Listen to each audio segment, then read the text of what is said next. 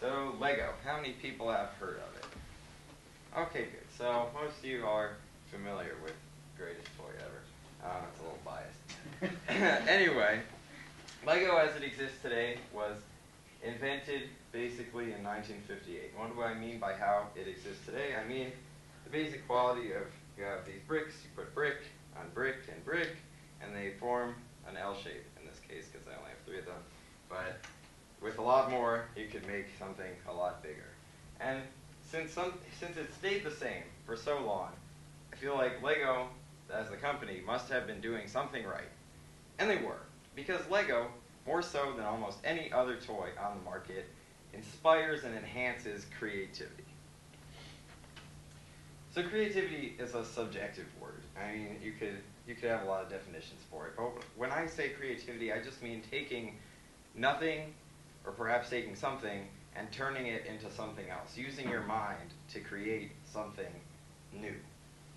And that is exactly what Lego does, because it gives you all these bricks, and now they come in all sorts of shapes and colors and sizes.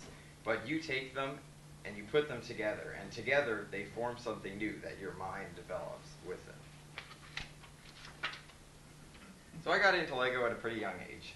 This is me, kind of hard to see, but I'm about 3 or 4 or 5. I made some sort of boat house thing that looks pretty sloppy.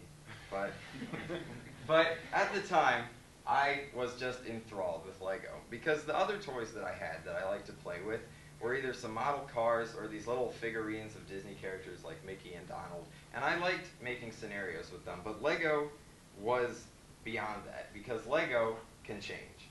And you don't even necessarily need more of it after you have a little of it, although as a kid you always want more of everything. Because for Lego, one day it's this boat house thing, the next day it's a dinosaur, the next day it's an airplane, the next day it's a statue. It's whatever you can think, whatever your mind wants to make out of it. It could be a character from something else. This is Tintin. How many people have heard of Tintin? It's a Belgian comic. The movie's coming out soon. I don't have high hopes, but whatever.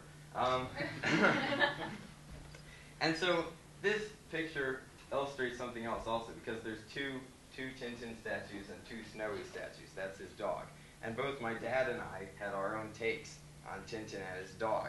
And that just shows you what you can do with Lego, because every time you take the bricks, you're creating something new. It's never going to be the same. Every time somebody has them, they themselves are going to decide what to make out of it, because their creativity is at work.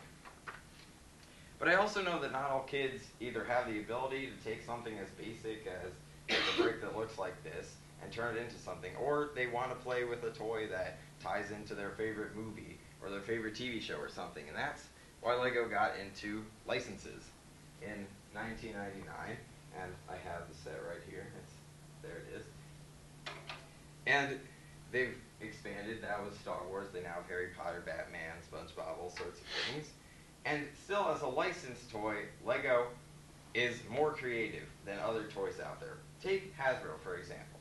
A Hasbro land speeder, this thing, is like one piece of plastic, and you can swoosh it around and have fun with it, but it's going to remain the same. Whereas with the Lego land speeder, all you have to do is you take off the engines, and you put them on the front, and now it goes backwards.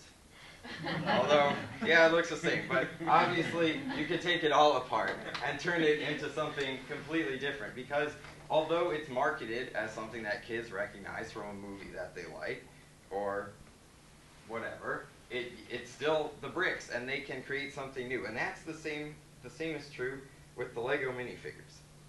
Because an action figure, a regular action figure, is not going to change very much. I don't know if you all know Star Wars. The bad guy's Darth Vader, good guy's Obi-Wan. There's other characters too. So say we have a Darth Vader action figure and an Obi-Wan action figure. And you can make them fight, or you can make them become friends and have a cup of tea or something. But at the end of the day, they're going to stay the same. They're just, this one's Darth Vader, this one's Obi-Wan.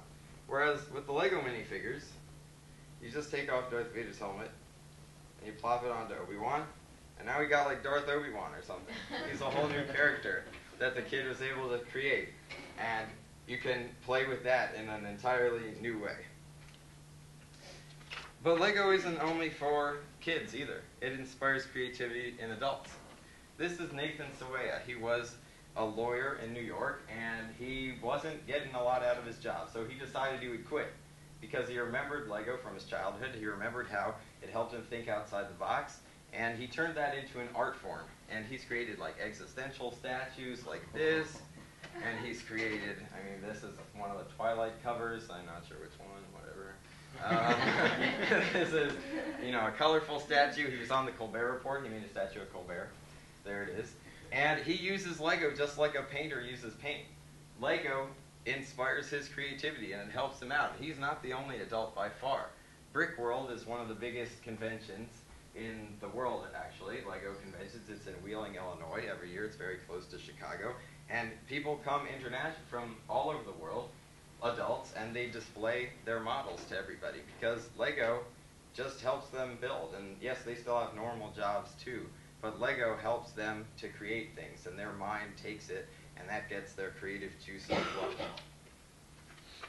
And so that's what it does for kids and adults, because you decide what to build, you decide when to take it apart, you decide when to make something new out of it. And that's why Lego inspires creativity above and beyond any other toy on the market. Thank you. All right, thank you very much.